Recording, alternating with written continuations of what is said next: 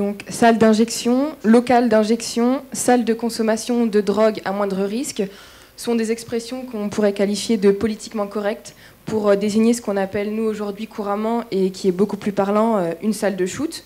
Donc, qu'est-ce qu'une salle de shoot ?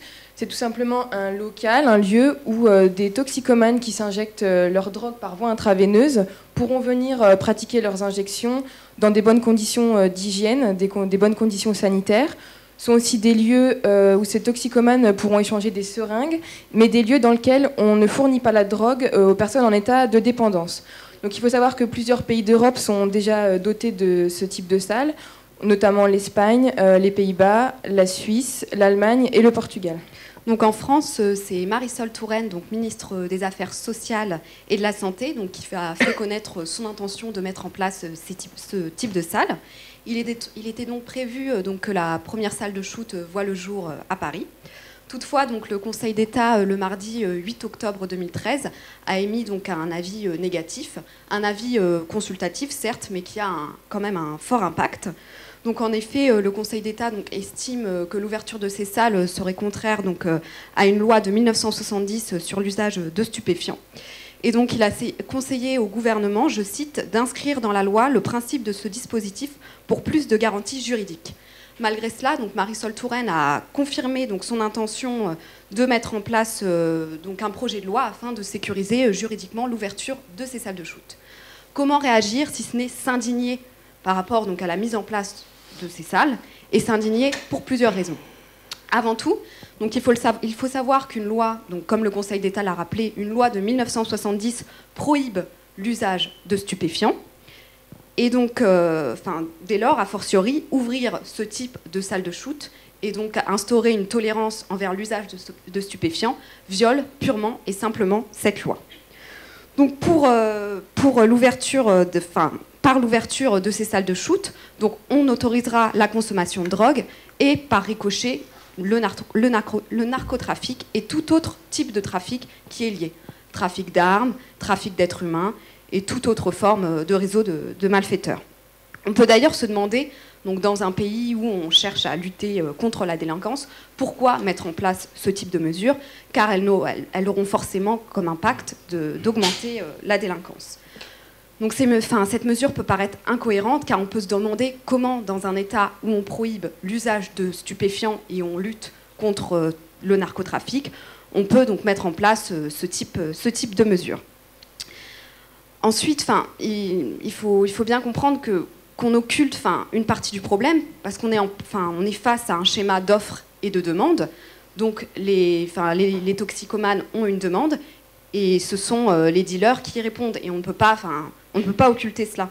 Ils doivent forcément, comme on l'a rappelé, se fournir avant d'accéder à ces salles de shoot et donc les ouvrir consiste forcément à accepter implicitement ce marché illicite.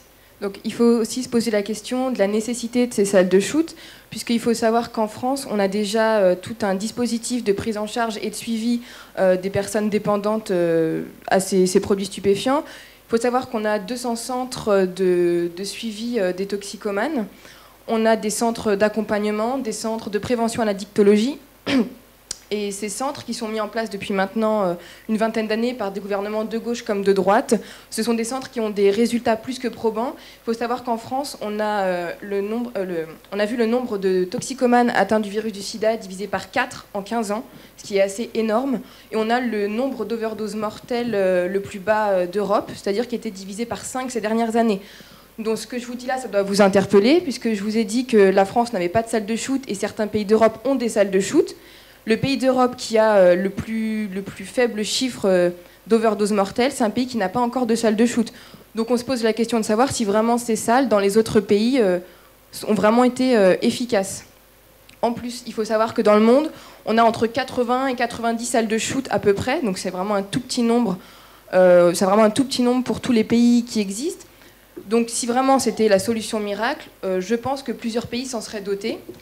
Et il faut savoir que les pays qui ont choisi de se doter de salles de shoot, ce sont des pays qui avaient vraiment une réelle nécessité.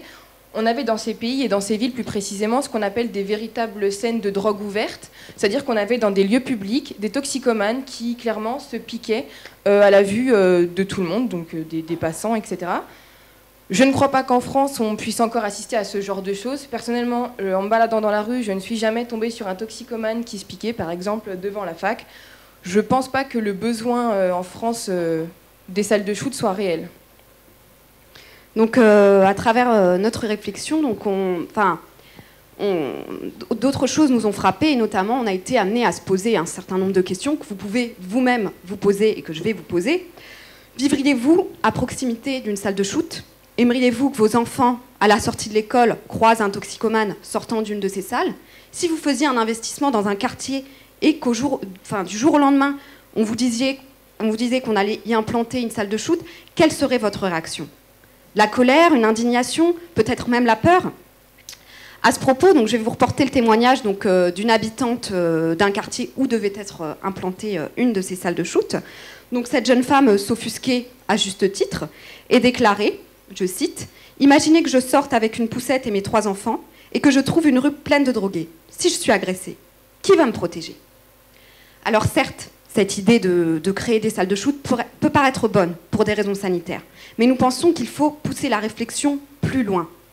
En effet, la mise en place de ce type de salle suppose de sacrifier certains quartiers et d'imposer ces salles de shoot à une seule partie de la population.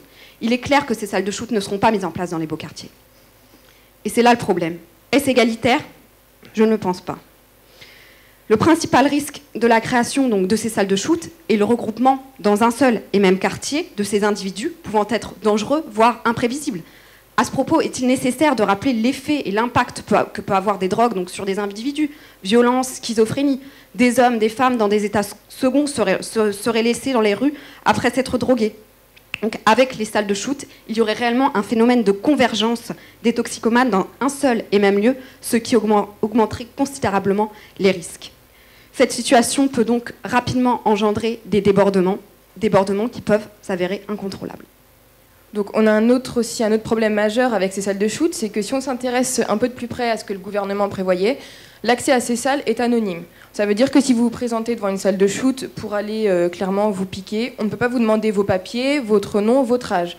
Et là se pose la question de l'accès aux mineurs. Avec un accès anonyme aux salles de shoot, on ne pourra pas donc interdire l'accès aux mineurs, ce qui pose quand même problème, et ce qui avait posé problème déjà dans les années 90, puisqu'à Montpellier, en 1994, une salle de ce type avait été ouverte, et une mineure de 15 ans s'y était rendue, avait fait un malaise, était décédée, et une enquête avait dû être ouverte pour conclure ou non à une overdose.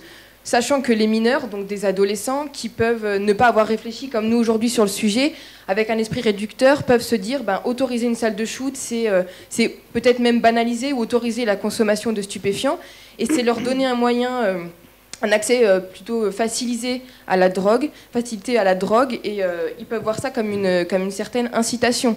Donc on est quand même dans un pays où on interdit la vente de tabac aux mineurs, mais où on va leur permettre d'aller se piquer dans des salles de shoot, entre guillemets, en toute sécurité. Donc je pense que là, on a quand même un gros problème. On est aussi dans un pays où on interdit l'ivresse sur la voie publique. On va laisser des personnes, ou même des mineurs, qui viennent clairement de se piquer, rentrer chez eux sans surveillance, et peut-être, comme le disait Noémie, peut-être même représenter un danger pour la population. Donc là, je pense que c'est le problème majeur aussi. Donc c'est l'accès aux mineurs à ces salles de shoot. Donc clairement, ouvrir ces salles de shoot, c'est pas lutter contre le fléau qu'est la drogue, c'est simplement en banaliser l'usage, en légaliser la consommation aux frais du contribuable, parce qu'il faut bien se dire que c'est vos impôts, c'est nos impôts qui vont financer ce genre de salles. Alors, je pense que c'est une bonne chose de vouloir mettre en œuvre des mesures, bien sûr. Il y a d'autres moyens. On voit des pubs choquantes, violentes sur la sécurité routière à la télévision. Pourquoi ne pas faire la même chose pour la consommation de stupéfiants ? Mettre en place plus de prévention dans les écoles, peut-être pas seulement dans les collèges, mais encore plus tôt dans les lycées et même sur le lieu de travail. Donc ce n'est pas le rôle de l'État d'organiser la consommation de stupéfiants. Et si on veut pousser le raisonnement du gouvernement, pourquoi ne pas simplement créer une liste des crimes et délits pour lesquels on n'a pas de solution et créer des salles. Salles de shoot, salles de vol, salles de viol, salles pour les pyromanes, où ils pourront mettre le feu à certains objets sans danger pour la population et pour eux-mêmes. Donc clairement, pour nous, les salles de shoot ne doivent pas voir le jour en France. Merci. Merci, mademoiselle.